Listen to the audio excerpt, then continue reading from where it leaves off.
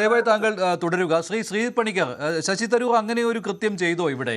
അദ്ദേഹം ഒരു അപരവൽക്കരണത്തിന് ഇവിടെ ശ്രമിച്ചു. മുസ്ലിം സമൂഹത്തിനെതിരെയുള്ള ഒരു സംസാരമായിപ്പോയി, ഒരു ട്വീറ്റായിപ്പോയി അദ്ദേഹത്തിൻ്റേത്. അങ്ങനെ താങ്കൾക്ക് അഭിപ്രായമുണ്ടോ?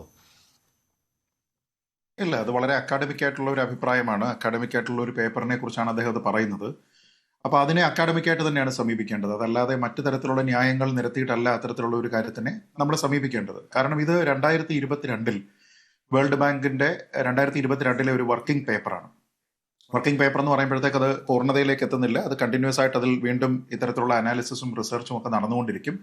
അതിന്റെ ബേസ് ഡേറ്റയായിട്ട് അവർ സ്വീകരിച്ചിരിക്കുന്നത് 2013 ഡേറ്റയാണ്. അത് വളരെ പഴയ ഡേറ്റയാണ് എന്ന് ശ്രീ ഷുക്കൂർ സ്വലഹിയുടെ പറഞ്ഞിരിക്കുന്നത് സ്വാഗതാർഹമാണ്. അത് ശരി തന്നെയാണ്. അത് ഇത് പറയുന്ന സമയത്ത് നമ്മളത് സ്ട്രെസ് ചെയ്യേണ്ടതാണ്. കാരണം ഇപ്പോൾ നമ്മളതിനെപ്പറ്റി ചർച്ച ചെയ്യുമ്പോൾ 13 വർഷം മുമ്പുള്ള ഒരു ഡേറ്റയെ കുറിച്ചാണ് നമ്മളിത് പറയുന്നത് എന്നും അതിന്റെ സാമ്പിൾ സൈസ് അദ്ദേഹം നേരത്തെ പറഞ്ഞതുപോലെ വളരെ ചെറുതാണ് എന്ന് പറഞ്ഞിരിക്കുന്നത് വളരെ ക്രിട്ടിക്കൽ ആസ്പെക്റ്റിൽ നമ്മൾ കാണേണ്ടുന്ന കാര്യം തന്നെയാണ്. കാര്യത്തിൽ തർക്കമില്ല.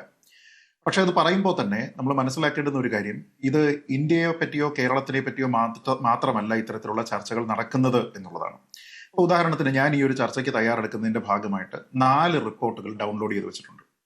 അതിൽ ഒരു റിപ്പോർട്ട് 2018 വന്നിരിക്കുന്നതാണ്. അതായത് ഇത് 2013 ബേസ് ഡേറ്റ ആണെങ്കിൽ 2018 ബേസ് ഡേറ്റ ജോർഡാനിൽ നടന്നിരിക്കുന്നതാണ്. മലയാളി കേരളവുമായിട്ട് യാതൊരു വിധത്തിലുള്ള ബന്ധവുമില്ല.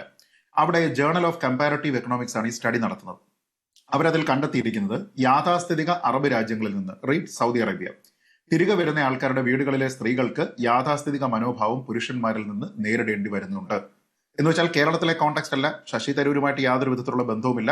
വേറൊരു രാജ്യത്ത് ഗൾഫ് റിട്ടേണീസ്, അതും ഓർത്തഡോക്സ് ആയിട്ടുള്ള രാജ്യങ്ങളിൽ നിന്ന് വരുന്ന ആൾക്കാരുമായി ബന്ധപ്പെട്ട് നടത്തിയിരിക്കുന്ന പഠനം.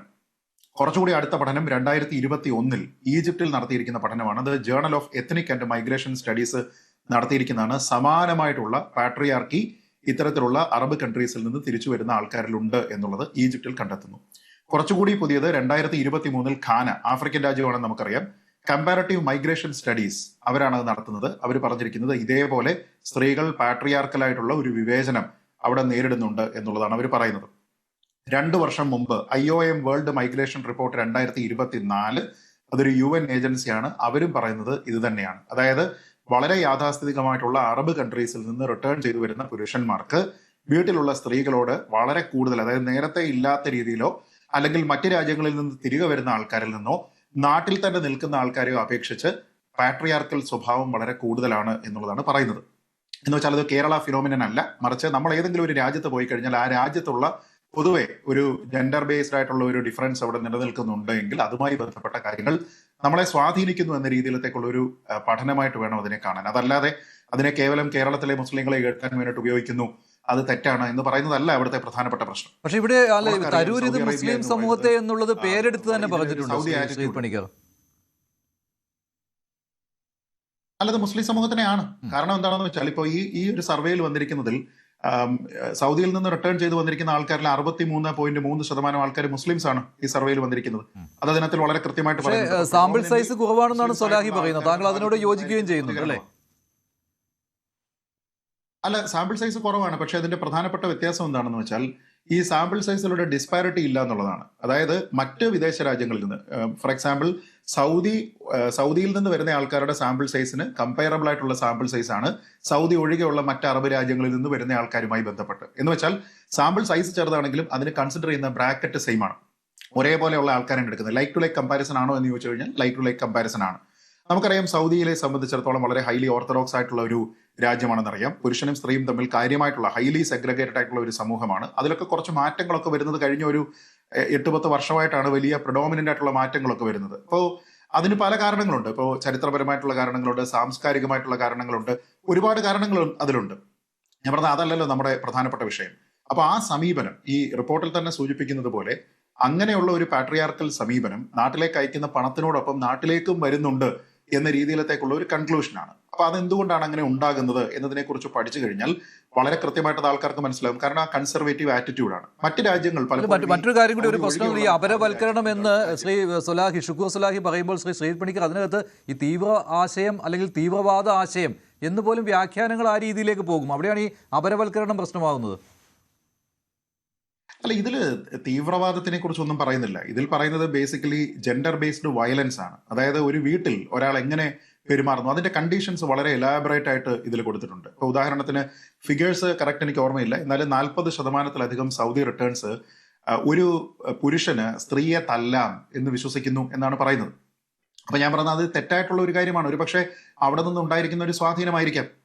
70% ആൾക്കാർ വിശ്വസിക്കുന്നത് ഒരു സ്ത്രീ വളരെ മോഡസ്റ്റ് ആയിട്ട് ഡ്രസ്സ് ചെയ്തിട്ടില്ല എങ്കിൽ അത് പുരുഷനെ പ്രകോപിപ്പിക്കുന്നു എന്നാണ്. 70% എന്ന് പറയുന്നത് ചെറിയൊരു നമ്പർ അല്ല. ഏതാണ്ട് 70%-ഓളം ആൾക്കാർ കരുതുന്നത് ഒരു സ്ത്രീ ശാരീരികമായി ആക്രമിക്കപ്പെട്ടിട്ടുണ്ട്, ലൈംഗികമായി ആക്രമിക്കപ്പെട്ടിട്ടുണ്ട് എങ്കിൽ അവർക്ക് പിന്നീട് ആ സമുദായത്തിൽ നിന്ന് ബഹുമാനം അവർ അർഹിക്കുന്നില്ല എന്നാണ്. ഞാൻ പറഞ്ഞത് ഇതൊക്കെ വളരെ റിഗ്രസീവ് ആയിട്ടുള്ള ആറ്റിറ്റ്യൂഡാണ്. അതായത് ഒരിക്കലും നമുക്ക് ഓർത്തഡോക്സ് എന്ന് പോലും പറയാൻ കഴിയില്ല, മറിച്ച് പഴയ നൂറ്റാണ്ടുകളിലേക്ക് നമ്മൾ തിരിച്ച് നടന്നു പോകുന്ന പോലത്തെ റിഗ്രസീവ് ആയിട്ടുള്ള. തരൂരിനോട് താങ്കൾ പൂർണ്ണമായിട്ടും യോജിക്കുകയാണ്. മുസ്ലിം സമൂഹം ഇതിന്മേൽ ഒരു ആത്മപരിശോധന നടത്തണം എന്നുള്ളതാണ് അല്ലേ? അല്ല, അബ്സല്യൂട്ട്ലി. കാരണം എന്താണെന്ന് വെച്ചാൽ ഇതിൽ ഈ സർവേ ചെയ്തിരിക്കുന്ന ആൾക്കാരിൽ ഒരു സ്ത്രീ റേപ്പ് ചെയ്തപ്പെട്ട് കഴിഞ്ഞാൽ അത് പലപ്പോഴും അവരുടെ കെയർലെസ് ആയിട്ടുള്ള ഒരു ആറ്റിറ്റ്യൂഡിന്റെ ഭാഗമായിട്ടാണ് എന്ന് വിശ്വസിക്കുന്ന ആൾക്കാരുണ്ടാവുന്നതും, അതേപോലെ അവരുടെ നടപ്പ് ശരിയല്ല, അവരുടെ പെരുമാറ്റം ശരിയല്ല എന്ന് വിശ്വസിക്കുന്നതും ഒക്കെ വളരെ റിഗ്രസീവ് ആയിട്ടുള്ള സമീപനമാണ്. ഈ സർവേയിൽ പങ്കെടുക്കുന്ന ആൾക്കാരിൽ 50%-ഓ 50%-ന് മുകളിലോ ആൾക്കാർ അത്തരത്തിലുള്ള മനോഭാവം വെച്ച് പുലർത്തുന്നു എന്ന് പറയുകയും അവരൊക്കെ സൗദി റിട്ടേൺസ് ആയിരിക്കും, മറ്റുള്ള ആൾക്കാർ അത്രത്തോളം വരുന്നില്ല എന്ന് പറയുമ്പോൾ there is A serious problem. അപ്പൊ ആ പ്രോബ്ലം എന്താണ്? യാഥാസ്ഥിതികമായിട്ട് സ്ത്രീകളോടുള്ള ഒരു ഡിസ്ക്രിമിനേഷൻ ആ രാജ്യത്തുണ്ടായിരുന്നു. അതിന്റെ റിഫോംസ് വരുന്ന സമയത്ത് ഒരുപക്ഷെ പുതിയ ഡേറ്റ എടുക്കുമ്പോൾ ഇത്രത്തോളം നമ്പർ വരില്ല. കാരണം ഈ 2013 സാമ്പിൾ സൈസിന് ശേഷം സൗദിയിൽ വന്നിരിക്കുന്ന പ്രധാനപ്പെട്ട മാറ്റങ്ങൾ എന്താണെന്ന് നമ്മൾ ആലോചിച്ച് നോക്കിയാൽ മതി. 1, സ്ത്രീകൾക്ക് വോട്ടവകാശം ലഭിച്ചു. 2, അവിടെ സ്ത്രീകൾക്ക് ഡ്രൈവിംഗ് ലൈസൻസ് കിട്ടി. 3, സ്ത്രീകൾക്ക് പാസ്പോർട്ട് കിട്ടും, അവർക്ക് വിദേശത്തേക്ക് യാത്ര ചെയ്യാം. 4, സ്ത്രീകൾക്ക് സ്വന്തമായിട്ട് താമസിക്കേണ്ടുന്ന സ്ഥലം കണ്ടെത്താം, ഒറ്റയ്ക്ക് താമസിക്കാം. നേരത്തെ ഗാർഡിയന്റെ അപ്രൂവൽ ഉണ്ടെങ്കിൽ മാത്രമേ അവർക്ക് താമസിക്കാൻ കഴിയൂ. സ്വതന്ത്രമായിട്ട് ജോലി ചെയ്യുന്നതിനും സ്വതന്ത്രമായിട്ട് ബിസിനസ് സ്റ്റാർട്ട് ചെയ്യുന്നതിനും ഗാർഡിയന്റെ പെർമിഷൻ ഇപ്പോൾ അവർക്ക് ആവശ്യമില്ല. ശരിയാണ്. അപ്പോൾ പിന്നെ ഈ പഴയ ഡേറ്റ എടുത്ത് തരൂർ ഇത് എൻഡോഴ്സ് ചെയ്യേണ്ട ആവശ്യം ഉണ്ടായിരുന്നു എന്നുള്ള കാര്യമാണ്. ഷുക്കൂർ സുലാഹി അതാണ് അദ്ദേഹം അതിനെ കൂടുതലും അതിലൊരു വ്യത്യാസം പറഞ്ഞിട്ട് ഷുക്കൂറിലേക്ക് പോകാം. അല്ല, അതിലൊരു ചെറിയ ഡിഫറൻസ് പറഞ്ഞിട്ട് ഷുക്കൂറിലേക്ക് പോകാം. കാരണം മറ്റ് രാജ്യങ്ങളിൽ നടന്നിരിക്കുന്ന, ഞാൻ ഈ വായിച്ചിരിക്കുന്ന സാമ്പിൾ സർവേ എന്ന് പറയുന്നത് കുറച്ചുകൂടി റിലേറ്റീവ്ലി പുതുതാണ്. ആ പുതുത് വന്നിട്ടും ആൾക്കാരിൽ ആ ഒരു ആറ്റിറ്റ്യൂഡ് ഉണ്ടായിട്ടില്ല. So it my take A longer time. മറുപടി എന്ന് കരുതി ആ ആറ്റിറ്റ്യൂഡ് മാറണമെന്നില്ല.